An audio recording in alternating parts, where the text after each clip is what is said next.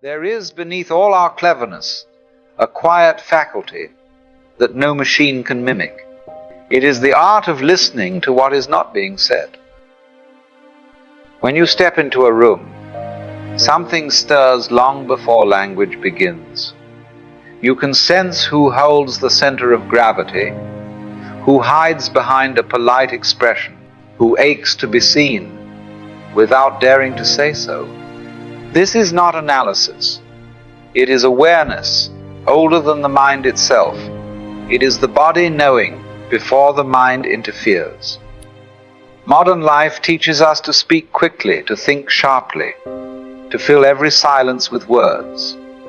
But the more noise we make, the more we lose the subtle music underneath it all. Social intelligence is not the power to persuade or impress. It is the quiet attunement to the living current flowing between human beings. When you move from this stillness, others do not merely hear you, they resonate with you. For connection is not made through speech, but through the shared silence beneath it. Most of what passes between human beings is never spoken. The real conversation happens in the pauses, in the soft currents that flow beneath the surface of words. Think of a moment when someone said, "I'm fine," but you felt they weren't. No evidence, no argument, just a quiet knowing in your chest. Or the way a friend's silence felt heavier than any explanation could be. This is where social intelligence lives. Not in clever speeches, but in the spaces between them. We've built a culture that worships language. The louder, the sharper, the better. We teach people to talk, but seldom to listen. And when silence arrives, most grow restless, as though something essential has gone missing. But silence isn't absence. Silence is the ground from which real connection grows. Words are like ripples on water. They reveal movement, but the depth is felt below. When you learn to sense beneath words, you begin to hear the tremor behind a laugh, the hesitation before a yes, the small griefs tucked inside ordinary sentences. To be socially intelligent is to allow yourself to feel these undercurrents without rushing to fix or explain them. It's to be present enough for another person to exhale, not because you solved their problem, but because they finally felt understood. Real connection doesn't happen in speeches. It happens in the quiet recognition that two human beings are breathing the same moment. To move with grace among others, one must first learn the quiet art of knowing oneself. Social intelligence is not a mask you wear to impress. It begins with the stillness within you, the inner compass. When you are at odds with your own emotions, everything outside becomes distorted. A simple look may feel like judgment, a silence like rejection. But when you begin to understand your own tides, anger, fear, longing, joy, you no longer drown in them, you float.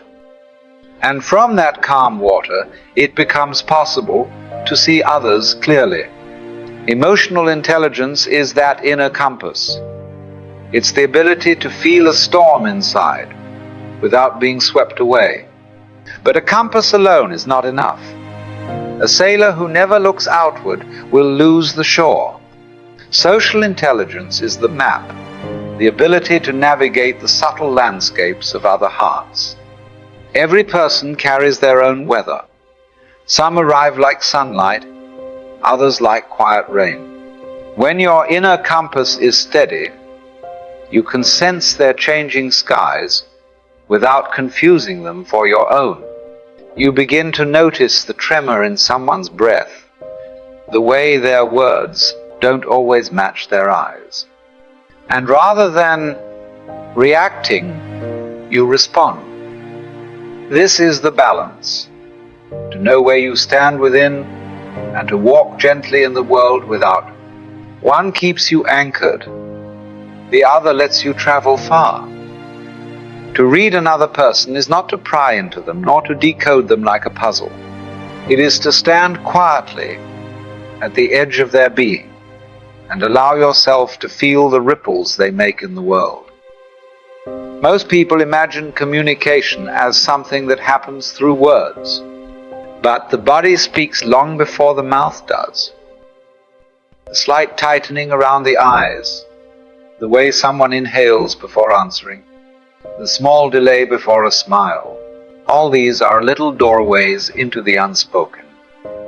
And you don't need special training to notice them. You only need to stop rushing past what is already there.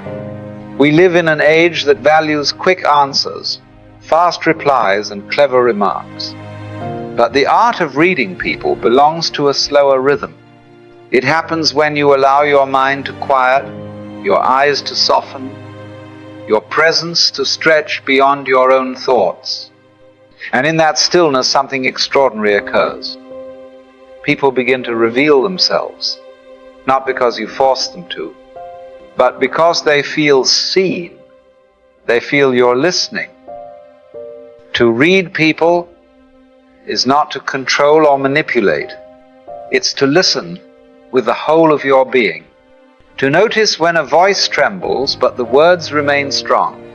To sense when a silence is tender and when it is full of pain. You don't interpret them, you meet them. The moment you truly see another person, not through the fog of your own judgments, but through quiet attention, something shifts in the air between you. It's almost invisible, like the faint change in temperature before rain. This is where trust begins.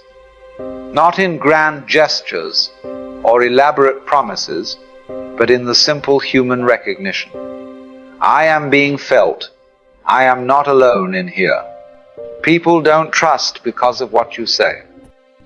They trust because, for a brief moment, they sense that their inner world has been noticed without being handled. It is the rare experience of being understood without being interrupted. This kind of presence is not decoration, it's foundation. When someone feels seen at this level, defenses soften. The walls they spent years building loosen, even just a little. And from that quiet opening, trust begins to take root. Not as an agreement, but as a shared silence between two human beings. Trust is a strange thing. You cannot demand it, you cannot force it, and you cannot bargain for it. It grows the way dawn arrives, slowly, without announcement.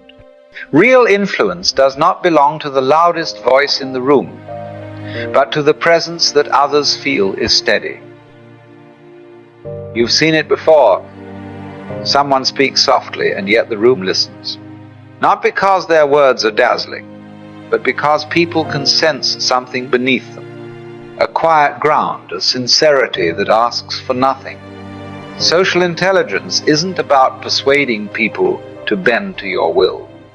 It is the art of becoming someone others feel safe to open their world to. Trust is built not through clever arguments, but through the simple consistency of presence.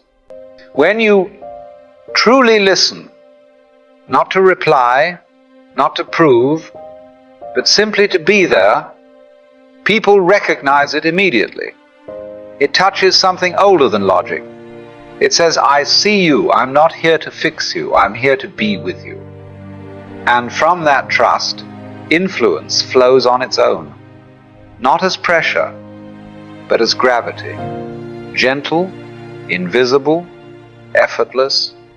A tree does not convince you of its shade. You simply walk toward it because it stands where it has always stood. So it is with trust.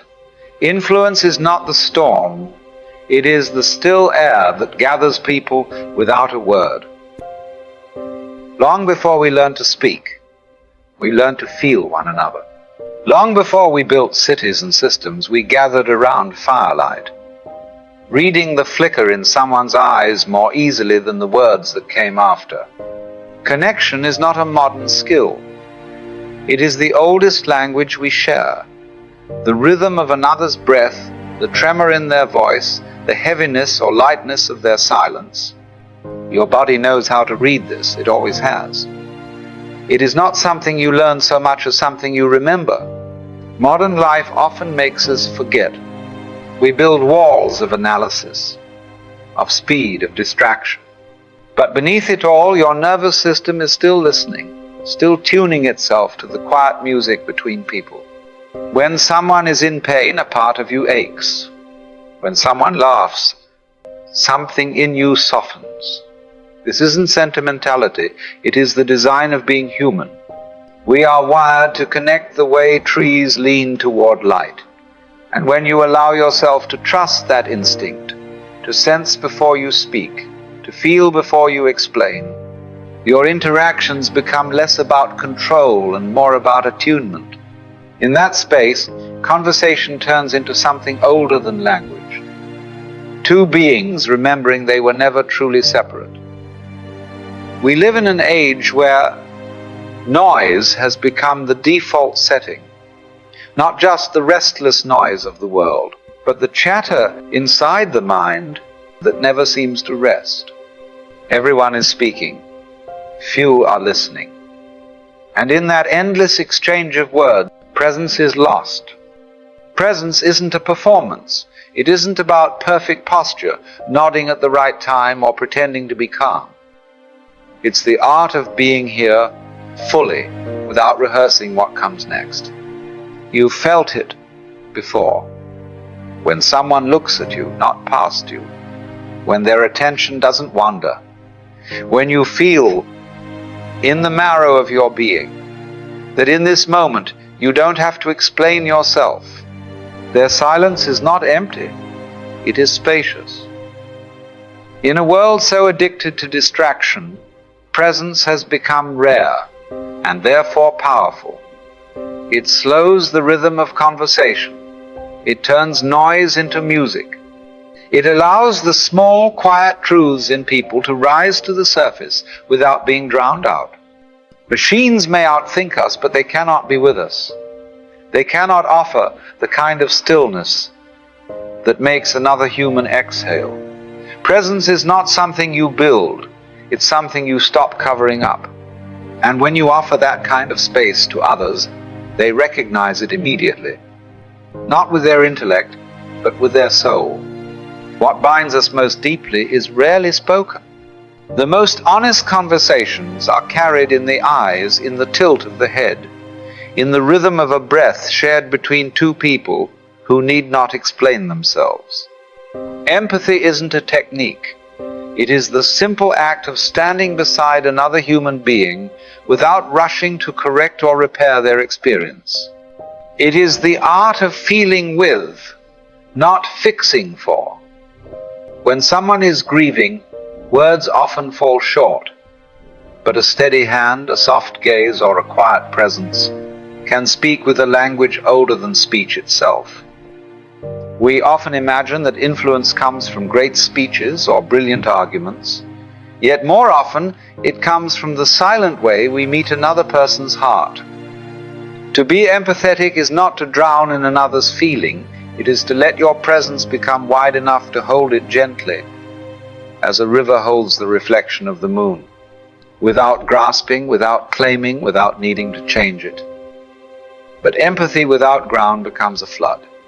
If you lean too far into another's storm, you may lose your footing. And when that happens, compassion turns to confusion, listening turns to reaction. This is where many people falter, not because they don't care, but because they haven't yet learned to stand firm in the winds they invite. To offer true presence is not to carry someone else's pain as your own. It is to hold space for it without becoming it, like a tree that bends but does not break. And it is in these moments, when emotions grow heavy, that the quiet art of emotional mastery begins. Not as control, but as a return to center. From empathy, we step gently into strength. Conflict, in itself is not the enemy. It is simply a moment when two worlds meet and neither wishes to disappear. Most people treat conflict as a battlefield, rushing to defend their position, to prove themselves right. But the wise approach it as a mirror. What unsettles us in another often touches something unsteady within ourselves. When anger rises, when pride stiffens the spine, when the voice grows sharp, that is not the moment to conquer the other. It is the moment to return to stillness. Emotional mastery does not mean suppressing feeling.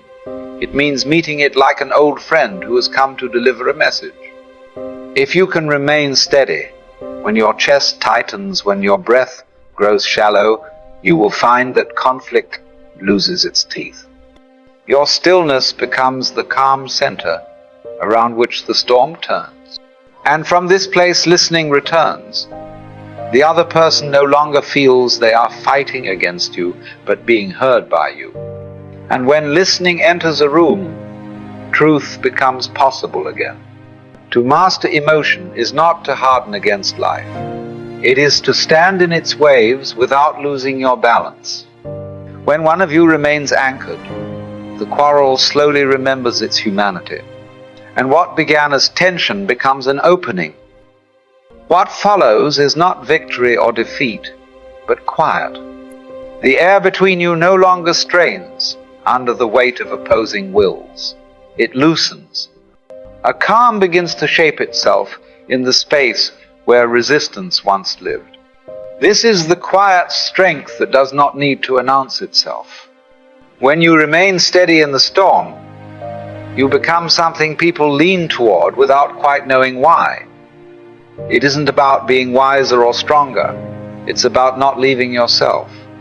Others may raise their voices, their defenses, their fears, but your stillness does not mirror their storm, like the riverbank beside a rushing current.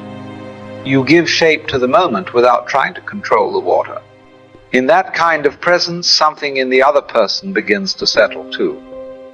People rarely remember arguments in detail, but they remember how they felt when they stood near someone who did not fight them back. Safety is not a speech. It's a felt thing, quiet, wordless, and unmistakable. To become a safe space is not to fix others. It is simply to be a place where their walls can rest, where their breath can drop a little lower into the body. And when you carry that steadiness into the world, you stop trying to win people over. They come closer on their own. True social intelligence is not a set of tricks or polished performances. It is not how well you speak, how charming you sound, or how quickly you think. It is the quiet art of being so fully yourself that others feel free to be themselves too. All the techniques, reading people, building trust, mastering emotion, they are only different doors that lead back to the same place, presence. The presence that listens more than it explains. The presence that steadies rather than reacts. The presence that does not need to win to be strong. When people leave your company, they will not replay your perfect sentences. They will remember how they felt around you, whether they could breathe a little easier, whether they felt seen, whether they felt safe. And that is the real power here, not to shine above others, but to become a space where they no longer need to defend themselves. Social intelligence is not learned in books alone. It is remembered in the silence between words, in the calm between storms, in the stillness you carry inside. When you embody that, you no longer need to try to connect. Connection happens on its own.